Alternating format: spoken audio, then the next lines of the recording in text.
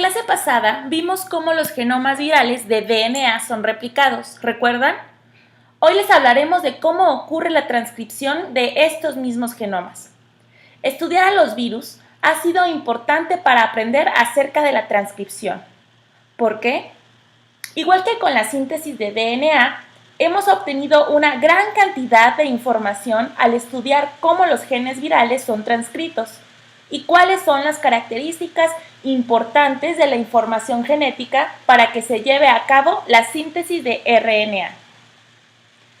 El estudio de los virus nos ha brindado información acerca de señales de control, señales que son utilizadas por el aparato de transcripción de la célula para iniciar la síntesis de RNA. A lo largo de esta clase, estaremos utilizando los términos transcrito y RNA mensajero, y queremos enfatizar la diferencia entre ellos. Un transcrito no se convierte en un RNA mensajero hasta que deja el núcleo, y esto es importante que lo sepan. Los virus nos han enseñado acerca de la naturaleza del promotor, del por qué es reconocido para el inicio de la síntesis de RNA. Estudiando los virus, hemos aprendido de la existencia de los potenciadores o enhancers, que son secuencias de DNA que juegan un papel muy importante en la estimulación del inicio de la transcripción, y que algunas veces estos enhancers pueden resultar muy interesantes en términos de dónde son funcionales y dónde no. La primera descripción de los intrones se dio a partir del estudio de los adenovirus, y esos estudios, junto con otros del gen humano de la betaglobina, fueron merecedores del premio Nobel. Si ustedes aprenden de intrones, también aprenderán de exones, que es el material genético donde se encuentran las secuencias codificantes del RNA mensajero. Y finalmente, los virus también nos han dado información de cómo inicia la síntesis de RNA, cómo es regulada, que al igual que en la replicación del DNA, es el evento más importante de este proceso. ¿Por qué es tan importante la transcripción? En general, cuando un virus entra a la célula, lo primero que hace es transcribir su genoma, especialmente si es un virus de DNA. Hay una variedad de templados con una configuración tipo cromosoma, y esto es importante. Cuando decimos tipo cromosoma, se refiere a que no tiene todas las características de la cromatina que se encuentra en el núcleo de la célula eucariótica, pero tienen muchas de ellas. Los poliomavirus, por ejemplo, tienen un arreglo regular de nucleosomas en su genoma, excepto por un área que rodea el origen de la replicación del DNA, el cual también abarca el promotor para la transcripción temprana y tardía.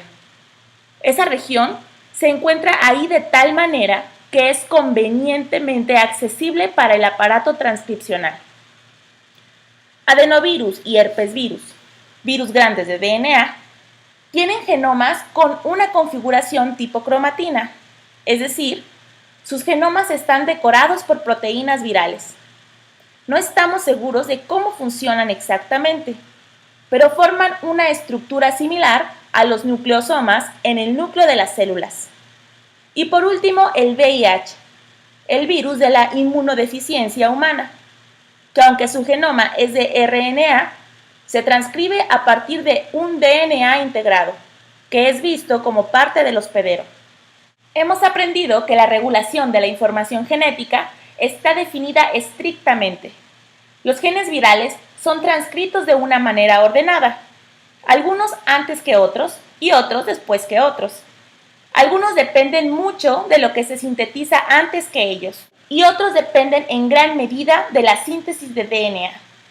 Hay ciertas señales y controles en el ciclo replicativo que permiten que la transcripción esté regulada. Como ya lo mencionamos y lo seguiremos diciendo una y otra vez, la transcripción está controlada principalmente en la fase de inicio. Esta etapa consiste en que la RNA polimerasa de la célula encuentre la secuencia del promotor, y lo que sea que la dirija ahí, que permite que comience la transcripción. Hay instancias donde la elongación es el paso limitante. pero son casos muy raros. La transcripción es un proceso que tiene muchas etapas, lo cual permite que haya varios puntos de control. Tenemos el inicio, el reconocimiento del promotor de inicio de la transcripción, la elongación, el procesamiento del RNA y el exporte al citoplasma. Hay especificidad en el proceso de iniciación y algunas veces está regido solamente por la secuencia del DNA que se encuentra presente en el cromosoma viral. Y algunas otras ocasiones, por algo que el virus lleva consigo para ayudar a localizar los genes que tienen que ser transcritos primero. La terminación es un evento más bien simple, en la mayoría de los casos. Tanto la RNA polimerasa como el RNA son liberados del templado y parece que es un evento simultáneo. Ahora, al igual que con la replicación de DNA, los pasos en la transcripción siguen una cascada ordenada de eventos. El reconocimiento del promotor, justo cómo encontrar el origen de replicación. La formación del complejo de preiniciación. Piensen en esto como cuando se cargan todas las proteínas necesarias y se abre la hélice. Este inicio es sitio específico, es decir, hay ciertas secuencias en los promotores o junto a los promotores de los genes virales que son reconocidos por el aparato transcripcional. Después tenemos a la elongación y posteriormente la terminación. ¿Qué pasa con los transcritos de RNA? Uno de los eventos que ocurre inmediatamente después que la transcripción inicia es que se agrega un cap al RNA. El cap es una estructura inusual en la que una guanina se une con su extremo 5' al extremo 5 de la cadena de RNA, de tal manera que en lugar de tener un fosfato libre en el 5' del transcrito, los mRNAs tienen un 7-metilguanosina en este extremo. Estos RNAs son transcripcionalmente poliadenilados, después de que son transcritos. Hay una secuencia que es reconocida que permite que se agregue una cola de poli A al extremo 3' y después la polimerasa se cae. Durante el curso de la transcripción y después de haber terminado, los RNAs pueden ser procesados. Hay secuencias que son removidas del pre-RNA de mayor longitud, algunas veces llamado RNA heterogéneo nuclear. Cuando ustedes escriben un manuscrito, siempre lo van editando. Si algo está mal, se regresan y lo cambian. De la misma manera, los RNAs pueden ser editados. En este caso, también hay herramientas específicas para cambiar la secuencia del RNA. Los RNAs son transportados al citoplasma, dejan el núcleo y una vez que están fuera de él, ya son un RNA mensajero. En el citoplasma, ahora ya están listos para ser traducidos por la maquinaria de traducción de la célula. Una vez que dejan el núcleo y están en el citoplasma, los RNAs decaen.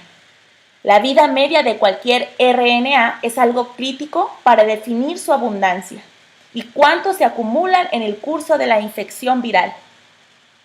Conocemos algunas señales que son importantes para regular el decaimiento. Sabemos que si los ribosomas no están disponibles para traducir a los RNAs, estos mensajeros tienden a ser secuestrados en alguna forma o a ser degradados. Finalmente, conocemos el mecanismo que ha sido descrito recientemente como silenciamiento, donde tanto la célula como el virus pueden codificar RNAs pequeños que se unen a un RNA mensajero blanco, lo cual puede provocar que este mensajero sea degradado o que se inhiba su traducción.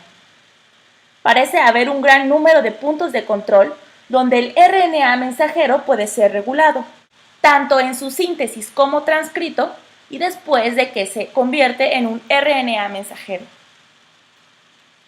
Hay 3 polimerasas conocidas en las células eucarióticas.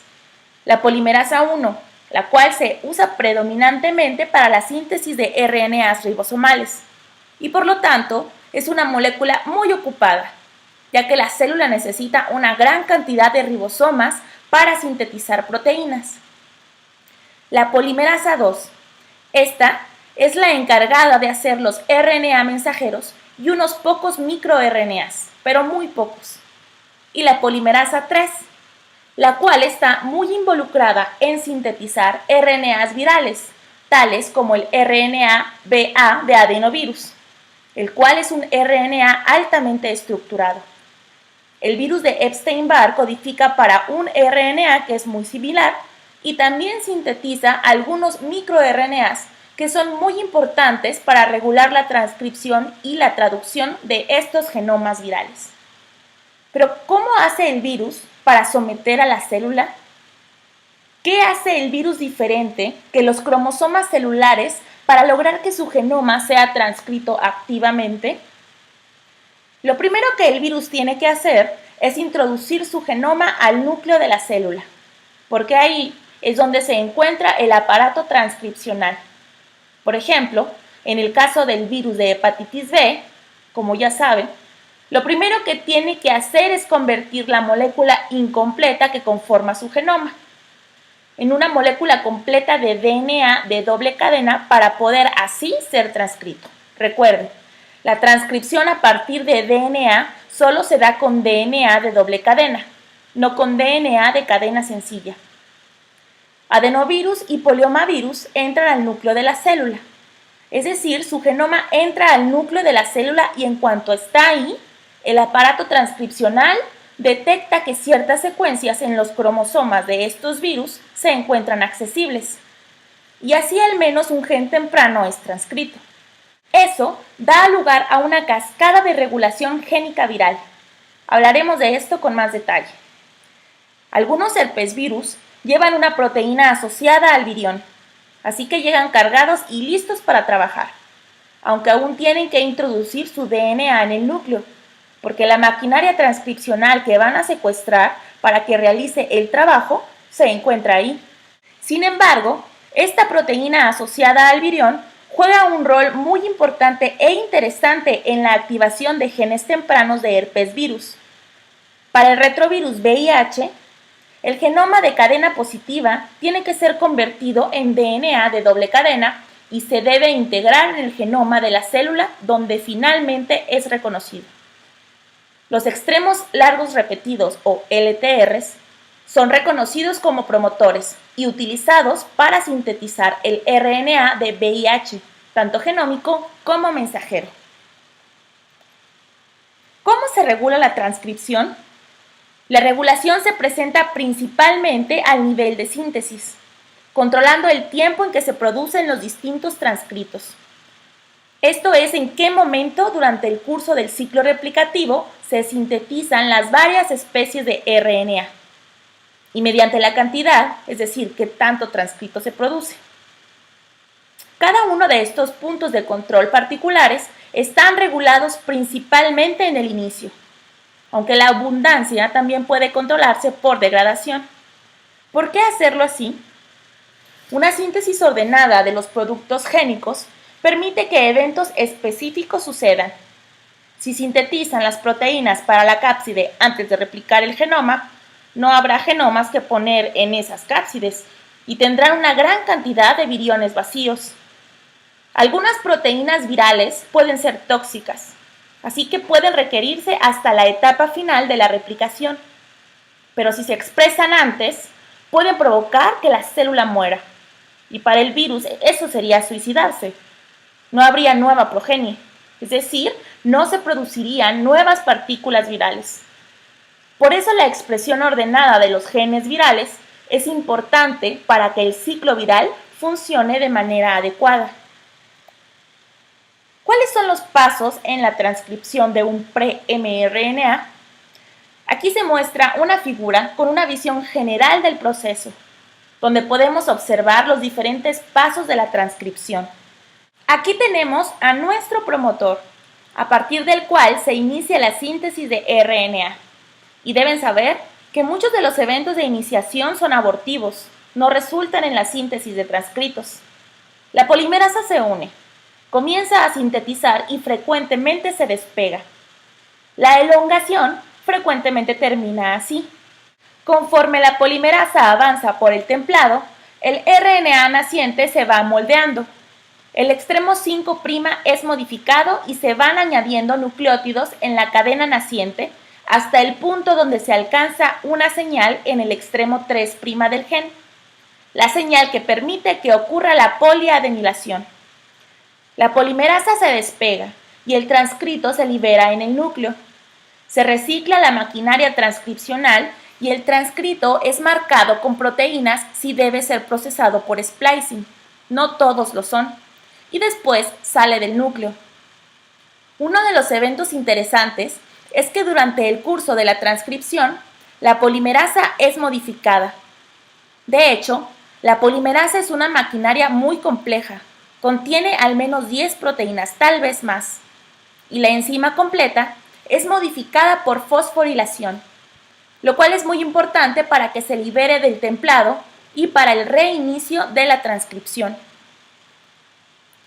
Entonces, estos son los pasos que sigue un transcrito. Mientras se transcribía, se le agregó el cap. Tiene exones unidos por intrones y en ciertos casos son cortados por una endonucleasa. Así los intrones son eliminados y los exones son unidos entre sí. Se agrega una cola polía y esto puede suceder ya sea durante la transcripción o después de la transcripción. Después el transcrito es reconocido como un mRNA y transportado fuera del núcleo a través de los poros nucleares. Hay algunos RNAs virales que contienen intrones y se tiende predominantemente a traducir solo el primer exón. Hay otros que han unido sus exones y son traducidos. Por último, estos RNAs mensajeros eventualmente son degradados. ¿Cómo está constituido un promotor? Un promotor es una pieza de DNA. Es una secuencia nucleotídica que está compuesta por un núcleo. Este es el primer sitio de reconocimiento para las proteínas involucradas en la transcripción del DNA. Tenemos el núcleo del promotor y elementos distales. Estos son elementos que unen proteínas que pueden ya sea activar o reprimir la transcripción dependiendo dónde se encuentran localizados. Pueden encontrarse río arriba o río abajo del promotor. En general, contribuyen a una mejor transcripción. Para la mayoría de las unidades de transcripción eucarióticas, hay una secuencia de 28 bases aproximadamente río arriba del sitio de inicio de la transcripción, conocida como caja Tata. Hay promotores sin caja Tata, pero la mayoría es una secuencia definida, que es reconocida por un complejo proteico llamado TF2D. Algunos genes contienen una región iniciadora, que ayuda a especificar el sitio de inicio preciso. De otra manera, si buscaran el extremo 5' del transcrito, algunas veces se encontrarían en un punto. Otras encontrarían 2 bases río arriba o 2 bases río abajo. Y esto depende de la eficiencia con la que funcione este iniciador. Los sitios distales son frecuentemente sitios de unión para las proteínas celulares o virales. Y pueden doblar el DNA, como ya veremos, teniendo como resultado un mayor nivel de activación. Después, hay una secuencia conocida como enhancer, el cual es un elemento de DNA que funciona independientemente de su posición y de su orientación en el DNA. Lo que hace es justamente aumentar la transcripción.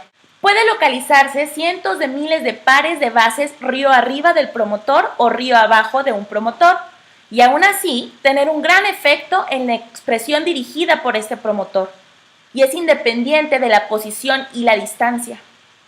Hay algunos enhancers que son tejido específicos, de tal manera que solo pueden funcionar en ciertos tipos celulares, y eso puede influir dónde y qué tipo de órganos puede infectar un virus. Hay otros enhancers que son universales, es decir, funcionan en todos los tipos celulares en los que se encuentren. Si observan en este esquema, este es un promotor típico. Tenemos nuestra secuencia Tata, que se localiza justo río arriba de la secuencia iniciadora. Esas secuencias iniciadoras, con frecuencia, rodean el sitio de inicio de la transcripción. y este es el núcleo del promotor, el cual es usualmente suficiente para ser reconocido por la polimerasa y dirigir la transcripción. Eso no significa que sea muy robusto, solo significa que puede iniciar. Tenemos secuencias reguladoras locales, las cuales ayudan a modular la cantidad de eventos de inicio que ocurren. También tenemos secuencias regulatorias distantes que comprenden los enhancers. Por cada enhancer, usualmente hay un silenciador. Entonces, un promotor comprende el núcleo y algunas secuencias regulatorias locales. La región de control transcripcional abarca un área mayor. Diferentes regiones del DNA son reconocidas por familias de proteínas diferentes. Lo primero que tiene que hacer un virus prototipo es introducir su genoma dentro del núcleo. Después, proteínas accesorias virales o celulares reconocerán regiones específicas en estos genomas y comenzarán a transcribir los genes tempranos. En virus más grandes son llamados genes tempranos inmediatos, ya que tienen múltiples familias de genes que son reguladas. Como resultado de la interacción de estas proteínas con el templado de DNA, se produce una estructura que es reconocida para la transcripción de la primera ronda de genes tempranos. Y eso a su vez lleva al inicio del proceso de replicación. En algún punto, los productos de estos genes tempranos regresan al núcleo, y eso resulta en la replicación de los genomas virales, que a su vez resulta en un incremento en el número de templados. Algunos virus son regulados por moléculas represoras, proteínas que se unen a secuencias de DNA que se encuentran en los genomas virales. Si originalmente hay solo un par de genomas, con un par de proteínas de este tipo será suficiente para reprimir la transcripción. En cambio, si después se sintetizan cientos de copias de DNA viral, la disponibilidad de estas proteínas se irá agotando al incrementar el número de copias del genoma, permitiendo la transcripción activa de otras unidades transcripcionales que se encontraban apagadas. Al incrementar el número de copias del genoma, se favorece la expresión de genes tardíos. La proteína de mayor interés para nosotros es la POL2, la holoenzima. Como les mencionamos al principio, este es un enorme complejo proteico que reconoce al promotor. Y por cierto, no lo hace muy bien. Reconoce secuencias específicas de DNA, pero necesita algo que le ayude a especificar un inicio preciso. Y esta ayuda viene de otras secuencias de DNA presentes y de proteínas tanto virales como celulares. Este complejo responde a estos elementos, lo cual puede dar dos resultados: o hacer más lento el inicio o aumentar su velocidad. El principal trabajo de la POL2 es sintetizar transcritos de RNA de novo.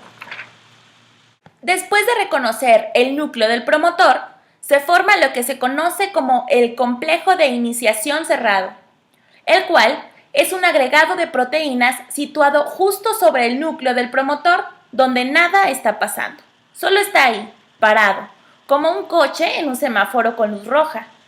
Y lo que se requiere es que el complejo se abra. Este complejo se abre de la misma manera que lo hace el complejo de replicación de DNA. Con helicasas se permite el acceso al templado.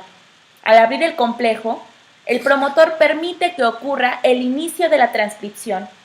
Y entonces, la polimerasa escapa del promotor. Todos los factores involucrados en el inicio se quedan atrás, y la polimerasa se va moviendo lento sobre el templado. Para lograr escapar del promotor, esta proteína es fosforilada. Este proceso puede ser modificado por proteínas virales que a su vez pueden ser afectadas por varias proteínas de la célula. Pero el resultado es un promotor despejado y la elongación, el movimiento del complejo de la polimerasa. Hay un orden discreto para la unión de proteínas al promotor. Aquí se muestra un promotor de DNA. Tiene una secuencia TATA, la cual es reconocida por una proteína llamada TBP, proteína de unión a la caja TATA, de sus siglas en inglés. Y junto con esta proteína TF2D, que es este enorme complejo proteico, y TF2A, y estos otros factores. Llegan y forman esta estructura estable que hace que el templado de DNA se doble, y de esta manera permiten el acceso a la RNA polimerasa. Lo que tienen aquí es un complejo de inicio cerrado, así que de nuevo no se ha iniciado la síntesis. Como les dijimos, es como un coche que para el motor cuando llega a un semáforo en rojo, y suponemos que es para ahorrar combustible. En este caso, están ahorrando ATP, la energía requerida para esto. Una vez que el complejo está formado, se unen otras moléculas. La polimerasa, TF2H y estos factores abren el complejo de inicio y desenrollan el templado. El reconocimiento es un proceso que sucede paso a paso, logrando el ensamble de estas proteínas. Después doblan el DNA, unan la polimerasa, desenrollan el templado. La polimerasa permanece en contacto con el promotor y luego van de un complejo de inicio cerrado a un complejo de inicio abierto. Y esto permite que los nucleósidos trisfosfatados sean polimerizados formando los transcritos de RNA, liberado del promotor. De esta manera, ahora la enzima completa se va moviendo a través del templado. El complejo va elongando y así se va sintetizando el nuevo RNA naciente. Ahora veamos algunos ensayos que se utilizan para medir la actividad de promotores. En el laboratorio se utilizan muchas estrategias. Les vamos a mostrar dos en mayor detalle. El ensayo conocido como runoff. Se toma un templado sintetizado in vitro, se lineariza, lo ponen en un tubo de ensayo con enzimas y miden el producto que se produce. No es nada similar a lo que sucede en el interior de la célula, pero te da información sobre si el promotor es relativamente fuerte o no. Después tenemos un ensayo llamado marcaje metabólico, el cual es complicado. Es muy difícil de realizar, pero es la manera por la cual podemos ver los transcritos nacientes. Aquí lo que se hace es agregar precursores radioactivos para la síntesis de RNA, ya sea en núcleos aislados o en células completas. Y después, purificando el producto e hibridándolo con el templado, se puede medir la cantidad de RNA que se transcribe a partir de un gen. Finalmente, el ensayo favorito en los últimos 15 a 20 años. Es un ensayo reportero donde fusionan el gen de una molécula reportera fácil de medir, como luciferasa, la cual es una proteína que emite luz en la presencia de ATP. Unen esta molécula al promotor del que se desea obtener información, y esta construcción quimérica se introduce en la célula, lo que permite medir in vivo la habilidad de un producto proteico para acumularse.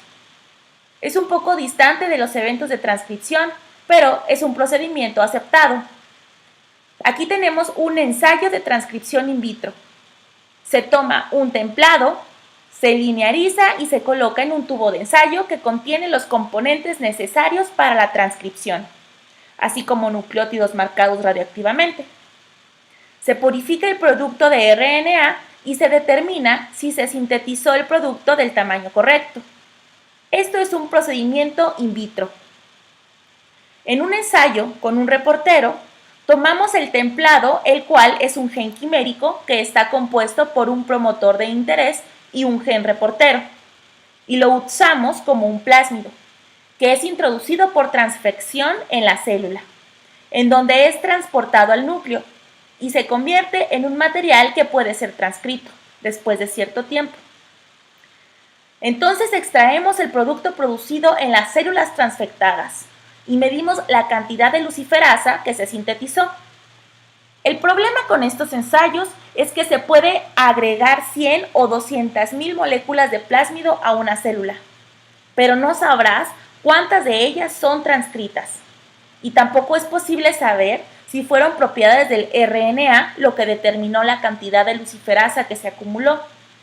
Pero es un ensayo que es utilizado para medir la actividad de algunos promotores. Hay otros pasos en la regulación de la transcripción. Dijimos que la abundancia de un transcrito es regulada mediante el inicio, pero la disponibilidad de templados es determinante. No todos los templados son iguales, no todos tienen la misma configuración, no todos están en el lugar indicado. Pueden estar en el núcleo, pero estar ahí es solo el comienzo. Algunas veces los coactivadores, es decir, proteínas celulares o virales que son importantes para regular estos eventos, sufren modificaciones. Algunas de las que conocemos incluyen fosforilación, metilación, acetilación, carboxilación y muchas otras más. Y esto puede hacer la diferencia. Algunas veces, los enhancers pueden de igual manera cambiar el ritmo del inicio. El splicing es otra manera de regular la cantidad de un RNA. A finales de los 60 y en los 70, se observó que en el núcleo de células infectadas con adenovirus, inicialmente se acumulaban transcritos que eran tan grandes como el genoma viral. Sin embargo, al analizar los RNAs mensajeros que se acumulaban en el citoplasma, no se encontraban transcritos tan grandes. Los transcritos en el núcleo eran similares a los RNAs heterogéneos nucleares.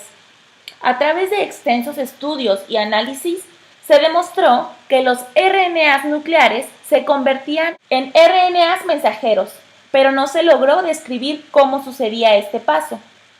A principios de los años 80, Jim Darnell encontró que los RNAs heterogéneos nucleares tenían un cap en el extremo 5' y una cola polía en el extremo 3'. Estudios posteriores por este grupo y otros mostraron que todos los mRNAs tardíos de adenovirus, esto es, los RNAs que codifican para las proteínas de la cápside, se transcribían a partir del mismo promotor, y fue un descubrimiento muy extraño. Posteriormente, se demostró que todos los RNAs tardíos tienen 4 partes, un líder tripartita en el extremo 5' terminal y un cuerpo que es la región codificante. Los extremos 5' todos se originan del mismo lugar en el cromosoma viral. Entonces, ¿cómo se obtienen RNAs pequeños a partir de un RNA de mayor tamaño? Por splicing. Este es un esquema del mapa transcripcional de adenovirus. Aquí tenemos el genoma y queremos enfocarnos en esta unidad de transcripción tardía. Lo que ven son 5 regiones codificantes y todas se originan aquí, en lo que se conoce como ML, un promotor mayor tardío. Hay una serie de exones y 3 intrones que son removidos. El RNA es transcrito y después estas secuencias de RNA son removidas. Algo que necesitan saber y que después veremos con más detalle es que toda la transcripción es dependiente de E1A. E1A es el primer gen que se transcribe cuando adenovirus entra a la célula. Los transcritos tardíos tienen extremos 5' comunes y hay 8 unidades transcripcionales en el cromosoma de adenovirus y hay RNAs mensajeros únicos. Esta es la figura del trabajo que ganó parte del premio Nobel a finales de los 80 por demostrar cómo sucede el splicing. Queremos que pongan atención en estas asas y cómo están relacionadas con este DNA. Aquí tenemos el RNA mensajero que codifica para la proteína exón de adenovirus, que se muestra en verde. ¿Y qué es lo que sucede?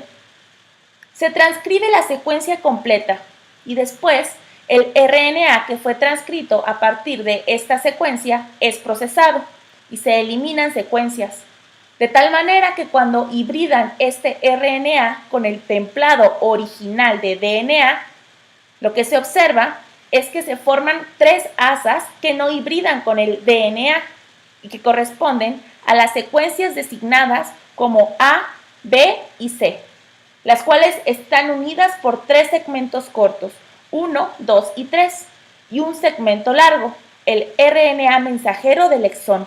Si observan cualquiera de los RNAs que se originan como RNAs tardíos, tienen la misma secuencia terminal en el 3'. El extremo 5' es idéntico para todos estos RNAs tardíos. Entonces, si alguien pregunta por qué el DNA forma asas cuando forma un heterodúplex DNA-RNA, la razón es porque no hay RNA homólogo en estas regiones de DNA, o simplemente porque fue procesado por splicing. El splicing agrega valor a un genoma. Los cromosomas virales son pequeños y la oportunidad de sintetizar múltiples proteínas a partir del mismo gen, mediante splicing, les permite expandir el repertorio de proteínas que son expresadas. Los intrones proveen numerosos sitios donde las secuencias de RNA son cortadas y unidas de nuevo. Esto abre una compleja gama de posibilidades de arreglos y rearreglos. El splicing ocurre sin que haya pérdida de información codificante. La mayoría de los cortes que ocurren mantienen el marco de lectura. Es muy económico el splicing alternativo. Como se muestra para adenovirus, crea nuevos genes funcionales. Y de esta manera, la información codificante de un genoma pequeño, como el de poliomavirus, cuyo genoma es de 5 kilobases, se expande. Nuevamente aquí les mostramos las posibilidades de splicing alternativo para adenovirus y todas las proteínas distintas que pueden ser codificadas por el mensajero tardío. Cambiando el patrón de splicing, pueden cambiar la proteína codificada. HIV hace lo mismo, con la excepción de que requiere un paso de integración. El genoma de RNA que entra a la célula es convertido a DNA. Se integra en el genoma de la célula y una vez que está integrado, es una molécula lineal que tiene algo conocido como LTRs, repeticiones terminales largas, los cuales son promotores muy poderosos que son reconocidos por la polimerasa celular. El primer producto que se sintetiza a partir del genoma integrado es un RNA que es procesado en 2 partes y como resultado tienen la producción de RED. RED es una proteína que induce el splicing en todo el genoma y permite la producción de otros productos génicos virales. No es una poliproteína, no es como poliovirus donde se sintetiza un solo transcrito, se traduce y después se corta. Aquí se producen transcritos individuales con la excepción de la fusión GAG-POL y estos genes son resultados del splicing. Algunas veces no es suficiente con tener un promotor propio. Algunas veces se necesita un enhancer. El enhancer de los poliomavirus es una secuencia de 72 pares de bases duplicada. Se encuentra justo alrededor del origen de replicación de DNA, el cual también es el promotor para los genes tempranos y tardíos. Este es el primer enhancer que se descubrió y funciona ya sea que se localice 10 pares de bases del promotor o al otro extremo del genoma. Es independiente de la orientación. Pueden voltearlo en una u otra forma y obtendrán el mismo efecto. Lo más sorprendente es que funciona en trans, es decir, no tiene que pertenecer a la misma molécula de DNA que se está transcribiendo. Este es un esquema de la región donde se muestra el enhancer de adenovirus. Aquí tenemos el extremo 5' del RNA temprano.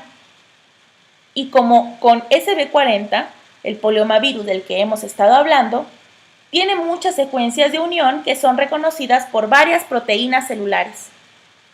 Estas proteínas se encuentran en diferentes tipos celulares, lo que permite que el virus infecte un organismo y se pueda dispersar dentro de él. ¿Cómo funciona un enhancer? Lo que sabemos es que el enhancer provoca que el DNA se doble. La razón por la cual trabajan a distancia es porque puede permitir que el genoma se doble sobre sí mismo y de esta manera permiten que las proteínas reconocen la secuencia del enhancer y se unen a él. Interactúan con el complejo de inicio y esta interacción es la que resulta en mayores niveles de iniciación. En este caso, pueden decir que el enhancer actúa en cis, ya que se encuentra en la misma molécula, pero también pueden pensar que se encuentra en trans, ya que se localiza un tanto alejado del promotor. Aquí les mostramos el experimento que se realizó para demostrar que en realidad los enhancers funcionan en trans. Lo que hicieron fue tomar la secuencia de DNA que contiene al enhancer. Aquí le dimos un valor arbitrario de 100. Después removieron la secuencia del enhancer, es decir, solamente dejaron el núcleo del promotor, y la transcripción fue muy pobre. Se obtuvo solamente el 1% de la transcripción. Y aquí pueden ver que el enhancer tiene un gran efecto. Después digirieron el DNA de tal manera que se quedan con una región que contiene el enhancer y con otra región que contiene el promotor. Ahora, si el enhancer es realmente una secuencia que puede actuar a distancia, es decir, en trans, entonces debería ser capaz de unirse físicamente al promotor sin encontrarse en la misma molécula de DNA. Lo que hicieron fue unir una biotina en cada extremo de estas dos secuencias. La biotina se une ávidamente a una molécula llamada streptavidina. Como resultado, crean una estructura como la que se muestra aquí, que bloquearía la transducción de la señal de un extremo al otro, pero permitiría la interacción entre estas dos moléculas. Cuando las unieron de esta manera, que como les acabamos de mencionar, previene la transducción de cualquier señal debido a las macromoléculas que están presentes, se recuperó una gran parte de la transcripción. Los virus también son regulados y regulan proteínas celulares. Utilizan proteínas específicas virales y/o celulares para regular la transcripción, ya sea que codifiquen para estas proteínas como los genes tempranos de los que les acabamos de hablar, o que los traigan con ellos como coactivadores. En algunos casos, traen consigo o sintetizan proteínas que cambian la manera en que las moléculas regulatorias de la célula reconocen a los promotores. Hay especificidad en el tipo celular que puede limitar la expresión de ciertos virus. Por ejemplo, un virus que se replica muy bien en el vaso puede no hacerlo tan bien en el corazón y viceversa. Y esto es un resultado de las moléculas coactivadoras que se encuentran presentes en un organismo particular o ausentes de un organismo particular o un órgano. ¿Cuáles son algunos de los dominios de las proteínas reguladoras que se utilizan para afectar la iniciación y la regulación? La mayoría de las moléculas regulatorias que han sido aisladas y estudiadas están compuestas de múltiples dominios. Los dominios son entidades discretas dentro de las proteínas que tienen una función y que pueden contribuir a la regulación génica viral. Algunos de los dominios que están definidos son los dominios de unión a DNA, y eso tiene sentido. Al reconocer una secuencia discreta en un promotor o alrededor del promotor, pueden ya sea silenciarlo o servir de vínculo entre otras proteínas y el promotor. Algunas de las proteínas que se unen al templado son activadores o represores. Algunas veces son moléculas que interaccionan con el hospedero. Pueden tener una proteína que tiene un dominio de unión a DNA y un área que le permite multimerizarse, ya sea con ella misma o con otras moléculas, para formar un heterodímero. También tenemos dominios de activación o represión, los cuales afectan la manera en la que un gen es transcrito. La mayoría de los activadores transcripcionales virales que conocemos se autorregulan, es decir, controlan su propia expresión. Una vez que son sintetizados, tienden a silenciar el gen a partir del cual son expresados. El gen del antígeno T de SB40 es similar a la molécula regulatoria de herpes virus simple llamada ICP4. Ambas proteínas se unen al DNA y tienen múltiples dominios que hacen muchas cosas dentro de las células. Estas proteínas unen DNA y como ICP y el antígeno T, El virus de Epstein-Barr, otro herpes virus, tiene algo llamado antígeno nuclear viral de Epstein-Barr, que hace lo mismo, unirse al DNA y regularlo. Los pequeños papilomavirus tienen una proteína llamada E2, la cual es un poderoso activador transcripcional. Algunos unen proteínas bicelulares. Herpes virus simple trae consigo, dentro del tegumento del virión, una proteína llamada BP16, que es un potente activador transcripcional. Algunas de estas proteínas, como el antígeno T, E1A de adenovirus y E7, otra proteína de papilomavirus, todas interaccionan con proteínas celulares. Lo que hacen es unirse a una proteína celular y cambiar la manera en la que interacciona con el DNA, liberando así una proteína regulatoria. Las proteínas celulares y virales interactúan con la RNA polimerasa 2 para regular de manera efectiva circuitos transcripcionales. Hay ciclos autorregulatorios positivos que alteran la tasa de iniciación transcripcional, y estas proteínas virales pueden estimular la transcripción. Hay ciclos autorregulatorios negativos que reprimen la expresión génica.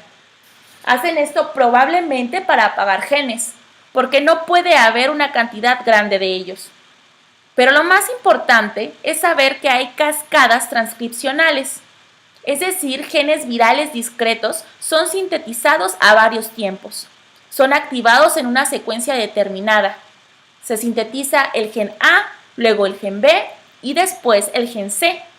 Y en general, son muy pocas las ocasiones donde esa expresión ordenada es alterada. Más tarde hablaremos de latencia y discutiremos sobre el producto de un gen viral que debería producirse de manera tardía y se sintetiza en una etapa temprana. ¿Cómo se ven estos ciclos autorregulatorios? Aquí tenemos un gen de interés, el gen X, el cual es transcrito. Su RNA es traducido y ahora el producto de la traducción se regresa al núcleo de la célula y actúa sobre otra familia de genes y los activa. Ahora vamos del gen X al gen Y. El gen Y es sintetizado después del gen X, así que es regulado temporalmente y requiere el producto del gen X. Es regulado temporalmente de manera coordinada. Primero X, luego y quizás después Z. ¿Por qué los virus utilizan cascadas transcripcionales? Mediante estas cascadas regulan que la transcripción se dé en una secuencia temporalmente controlada y reproducible. Esto permite que el virus se pueda establecer para hacer lo que mejor hace, replicar su genoma, sintetizar proteínas de cápside, hacer nuevos viriones y salir, en ese orden. Los primeros productos que se sintetizan en una infección son las proteínas inmediatas tempranas. Inmediatas o tempranas, dependiendo del genoma que está siendo transcrito, y después, finalmente, se da la transcripción de los genes tardíos. Los productos de los genes tempranos aseguran la producción coordinada de los genomas de DNA y de proteínas estructurales. Dependiendo de los productos de los genes tempranos y de los productos de los genes tardíos respectivamente. La síntesis de DNA viral libera represiones del templado. Como les mencionamos antes, al producir cientos y miles de moléculas de DNA, llegará el momento en que haya más moléculas de DNA que proteínas regulatorias de la transcripción, específicamente silenciadores. Y esto permite que los promotores complejos puedan ahora ser transcritos. Estas proteínas activadoras pueden inducir la transcripción de genes virales y celulares y reprimir la transcripción de sus propios genes. Veamos un par de casos. En una manera muy simple, el antígeno T de SB40 es sintetizado como un producto génico temprano. Regresa al núcleo y apaga su propio promotor, inhibiendo la transcripción de genes tempranos. Así que menos transcritos tempranos se sintetizan una vez que el antígeno T es producido. Cuando se sintetiza el antígeno T, comienza la síntesis del DNA y permite la expresión de genes tardíos. Adenovirus hace esto en una manera distinta. Primero expresa la proteína E1A. Luego esta proteína prende otro conjunto de genes llamados E2, pero lo hace de una forma interesante. Lo logra como resultado de su interacción con una proteína celular y liberando un factor de transcripción. E2 es un antirrepresor. Lo que hace es liberar la obstrucción del promotor de los genes tardíos y permite la expresión de 4E2, que es un tipo de gen tardío temprano y de transcritos tardíos. Herpes virus simple tiene otra manera de activar la transcripción. Dentro del virión lleva la proteína BP16, la cual activa la expresión de todos los genes tempranos inmediatos. De esta manera, tienen una serie de productos de estos genes, donde algunos son autorregulatorios o activadores extremadamente potentes que estimulan la expresión de genes tempranos, proteínas de replicación y subsecuentemente de genes tardíos. Lo que han visto son ciclos autorregulatorios, controlados por al menos una proteína celular y cuya participación se da mediante la interacción de una proteína viral. Aquí les mostramos solo una lista de los tipos o números de unidades transcripcionales que son codificadas por varios virus. El pequeño poliomavirus, cuyo genoma es de 5 kilobases, tiene 2 unidades transcripcionales mayores, pero a partir de ellas son sintetizadas 6 proteínas que son generadas como resultado de splicing. El splicing múltiple permite la producción de una proteína más pequeña llamada T pequeña y de varias proteínas del virión. Adenovirus, cuyo genoma es de 35 kilobases, tiene 8 unidades transcripcionales que codifican para 4 proteínas diferentes. Estas proteínas realizan una variedad de cosas que incluyen el apagado de la respuesta inmune del hospedero. Los virus más grandes, como los de la familia de herpes virus, tienen 82 unidades transcripcionales diferentes.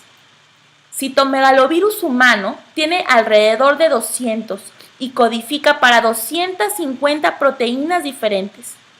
Aún no sabemos qué hacen la mayoría de ellas. En todos los casos, los virus especifican activadores transcripcionales. Algunos regulan y otros solo activan. Aquí tenemos el mapa transcripcional de poliomavirus.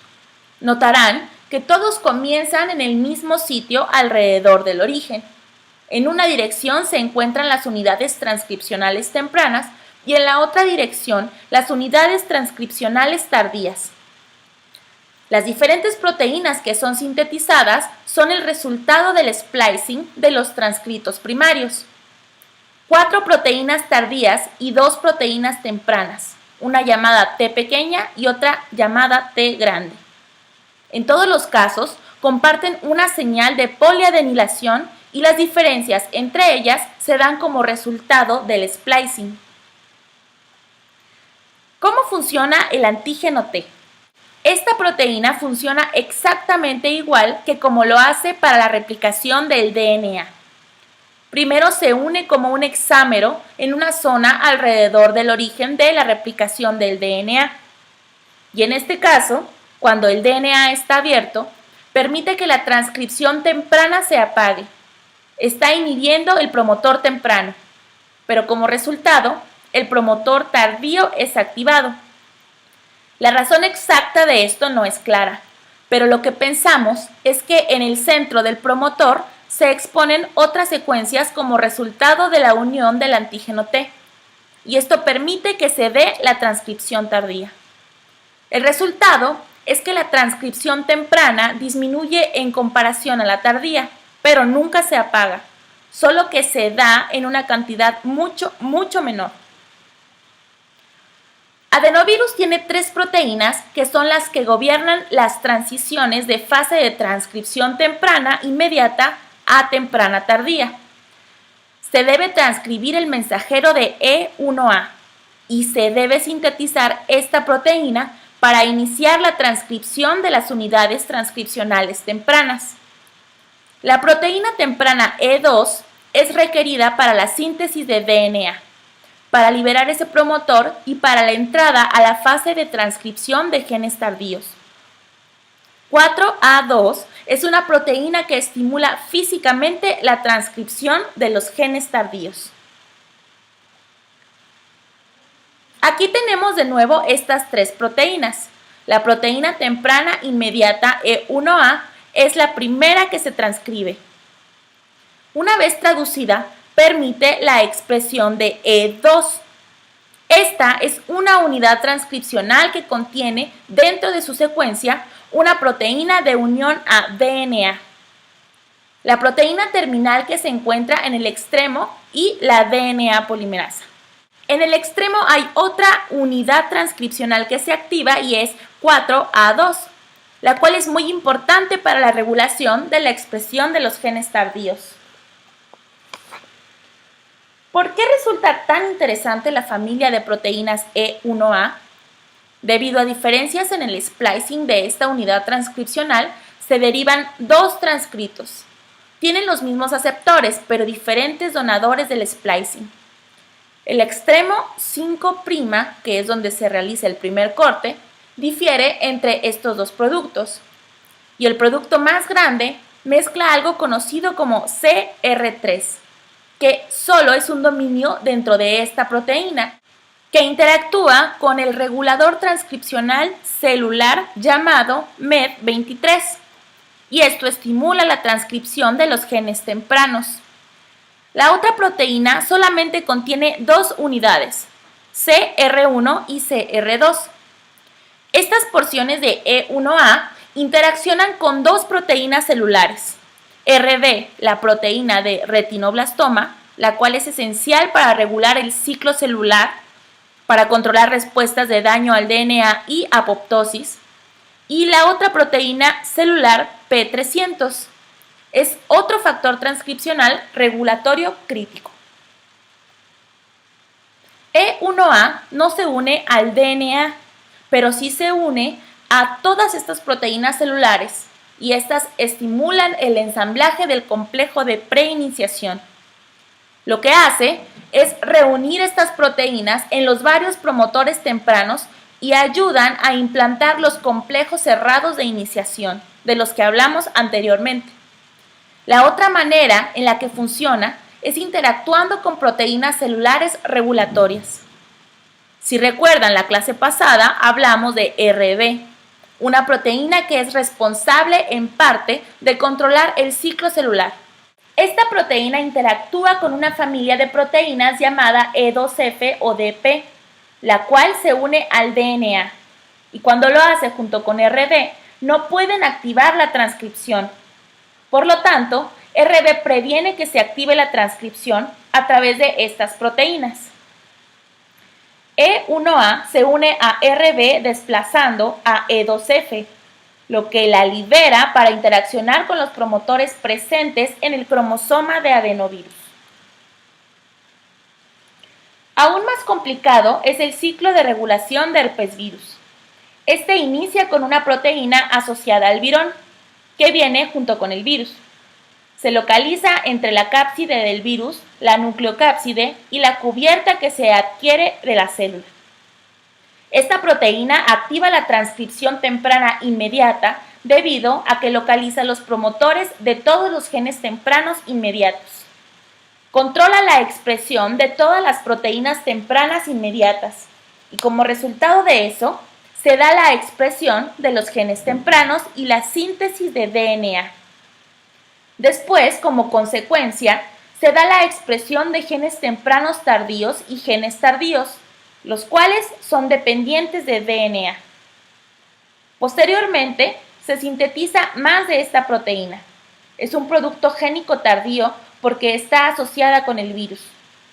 Y una vez que entra al núcleo, decae rápidamente. Por lo tanto, se debe sintetizar más para empacarla en los nuevos viriones. Y de esta manera pueda iniciar de nuevo todo el ciclo de transcripción. A esto lo llamamos regulación coordinada en modo temporal. Esto es solo un diagrama que describe todo lo que les acabamos de decir.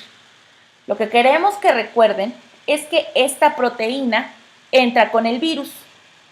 La cápside va por un camino y la proteína toma otro camino.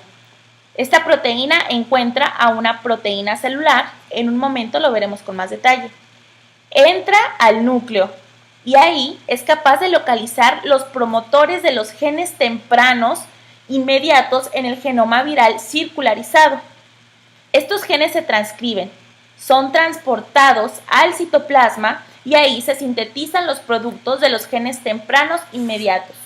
Todos ellos, con la excepción de uno, regresan al núcleo, prenden la cascada de genes tempranos. Estos transcritos salen del citoplasma, los productos proteicos regresan al núcleo y se sintetiza nuevo DNA. La síntesis de nuevo DNA es la señal para la activación de los genes tardíos, los cuales ahora son transcritos y hacen lo mismo. Son exportados al citoplasma, ahí son traducidos. Muchos de ellos regresan al núcleo con el propósito de crear cápsides para englobar el DNA. Estas cápsides geman fuera del núcleo de una manera compleja y adquieren una envoltura. Durante el curso de la infección se pueden medir varios RNAs virales y en la mayoría de los casos lo que se observa es cuánto RNA viral se acumula en determinado tiempo. Lo que ven es que a tiempos muy tempranos post-infección, en este caso 2 horas, en el citoplasma de células infectadas se acumulan solamente transcritos tempranos inmediatos. 4 horas post-infección, muchas porciones diferentes del cromosoma viral están siendo transcritas y acumulándose. Hay un pequeño pero no significativo cambio en el nivel de la transcripción de los genes tempranos inmediatos. En tiempos más avanzados de la infección, predominan los productos de los genes tardíos.